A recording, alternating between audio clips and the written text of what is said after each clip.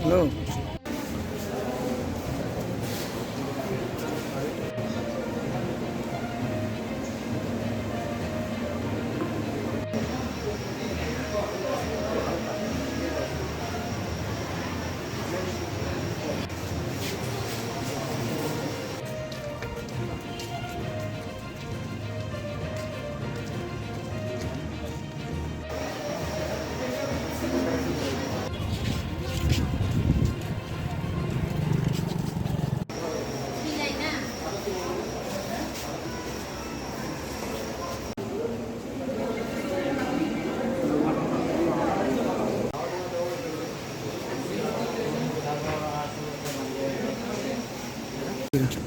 আমি তো এই 3-4 দিন আসতে পারিনি আগরতলা জিবি হাসপাতালে, যারা রেফার হয়েছে গত দিনের যে উল্টোরথের বিষয়টা নিয়ে।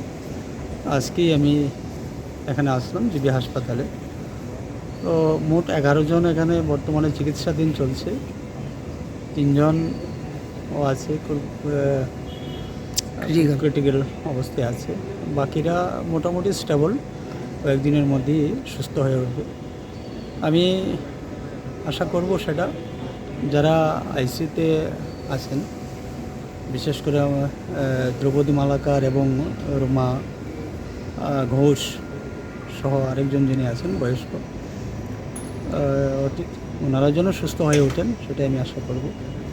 এই মুহূর্তে আমি তাদের যে সঙ্গে যারা আছে সবার সঙ্গেই কথা বললাম, সবাই আছেন এবং এখানে ডাক্তার ভালো করেই দেখছে ওদের যে বিষয়টা, যে time to time doctor treatment করছে এবং লক্ষ্য রাখছে।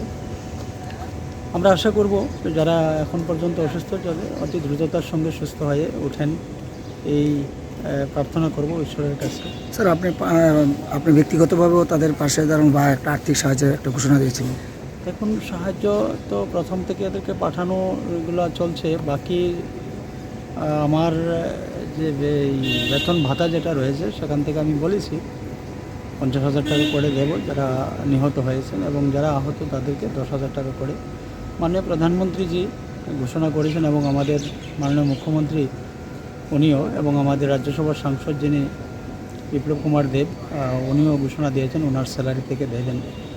তো অ্যাকচুয়ালি বিষয়টা হচ্ছে কি, এটা তো সাহায্য আমরা করছি সবাই মিলে, কিন্তু যারা গিয়েছে সেটা তো কোটি কোটি টাকা দিয়েও তাদেরকে আর পাওয়া যাবে না, এটা একটা বিষয়।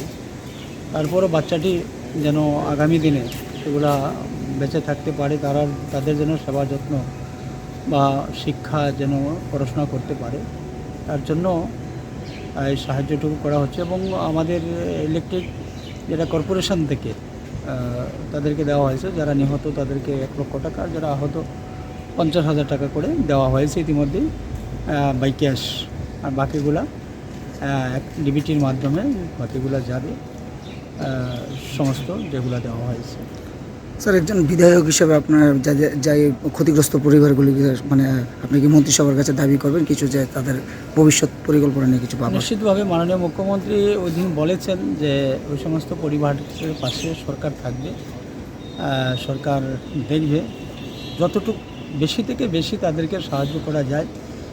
আমি নিজেও ওই এলাকার বিধায়ক হিসেবে আমি ওদেরকে বলেছি যে যতটুকু তাদেরকে আমরা সাহায্য করতে পারি, শুধু এই মুহূর্তেই নয় আগামী দিনও যত বেশি সাহায্য করা যায় সেই পরিবারগুলোকে আমরা সেই চেষ্টা আমরা করব। স্যার, ইসকন কর্তৃপক্ষের সঙ্গে আপনাদের কোনো আলোচনা হয়েছে কি? অ্যাকচুয়ালি ঘটনা যখন ঘটেছে সেই সময় আমি ওদেরকে জিজ্ঞাসা করেছিলাম যে এটা কীভাবে হলো, কেন বা এই বিষয়ে কথা হয়েছে। তো যতটুকু আমার জানা আছে যে ইসকনের পক্ষ থেকেও ওই সমস্ত পরিবারগুলোকে সাহায্য করা হবে, আর্থিকভাবে সাহায্য করবে তারা। এটুকু যতটুকু আমার কাছে খবর রয়েছে, ওরা যাবে ওদের বাড়ি। সো অনেকে রাজনীতি তো ঠিক আছে, কিন্তু সব বিষয়ে রাজনীতি না করাটাই ভালো।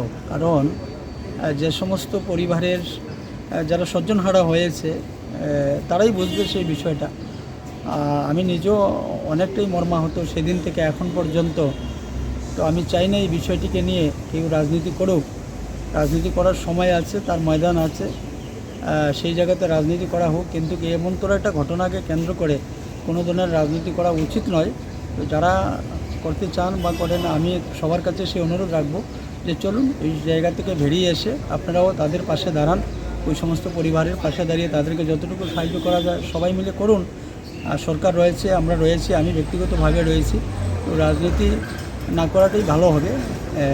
অনেকে হয়তো করার চেষ্টা করছে, আমি বিভিন্ন সোশ্যাল মিডিয়াতে বা ফেসবুকে বা বিভিন্ন জায়গাতে আমি দেখছি অনেকের বক্তব্য আমি শুনেছি যে এই সময় এই পরিস্থিতিটাকে উত্তপ্ত করে তোলার জন্যে।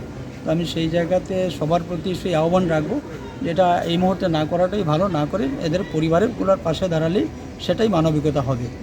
ধন্যবাদ স্যার।